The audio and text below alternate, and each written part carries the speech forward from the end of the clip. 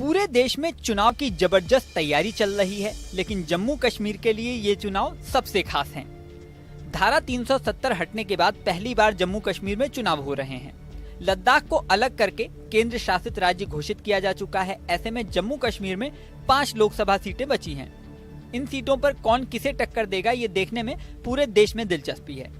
कयासों के दौर के बीच महबूबा मुफ्ती ने भी अपने पत्ते खोल दिए हैं। पीपुल्स डेमोक्रेटिक पार्टी यानी पीडीपी ने रविवार को कश्मीर घाटी में 3 सीटों के लिए अपने उम्मीदवारों की घोषणा कर दी।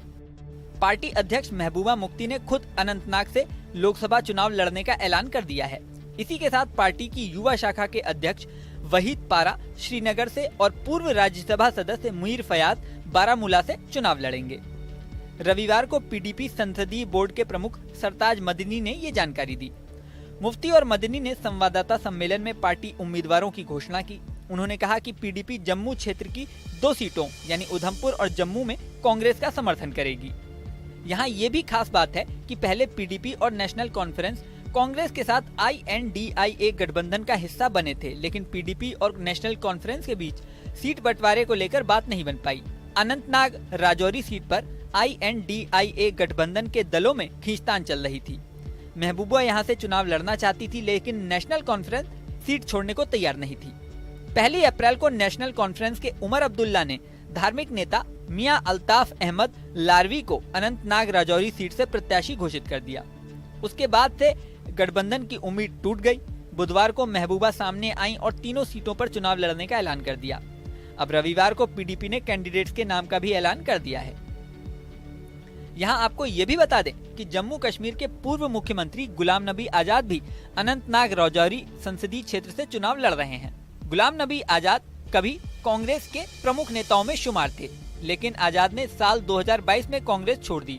उन्होंने कांग्रेस के साथ अपने 5 दशक के लंबे जुड़ाव को समाप्त करते हुए डेमोक्रेटिक प्रोग्रेसिव आजाद पार्टी यानी DPAP का गठन किया। DPAP के नेता ताज मोहम्मदुद्दीन ने कहा कि DPAP की कोर कमेटी की बैठक हुई है और हमने फैसला किया है कि गुलाम नबी आजाद अनंतनाग राजौरी सीट से चुनाव लड़ेंगे। इससे पहले आजाद ने साल 2014 के लोकसभा चुनाव में उधमपुर संसदीय क्षेत्र से चुनाव लड़ा था और भारतीय जनता पार्टी के नेता जितेंद्र सिंह को हराया था।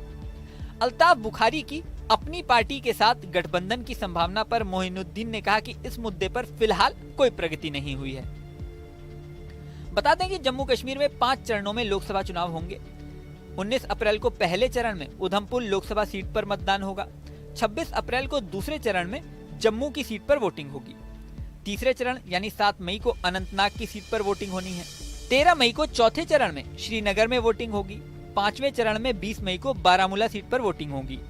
नतीजे 4 जून को आएंगे। जम्मू कश्मीर में कुल 5 लोकसभा सीटें हैं। इस वीडियो में फिलहाल इतना ही। बने रहें न्यूज नेशन के डिजिटल प्लेटफॉर्म पर।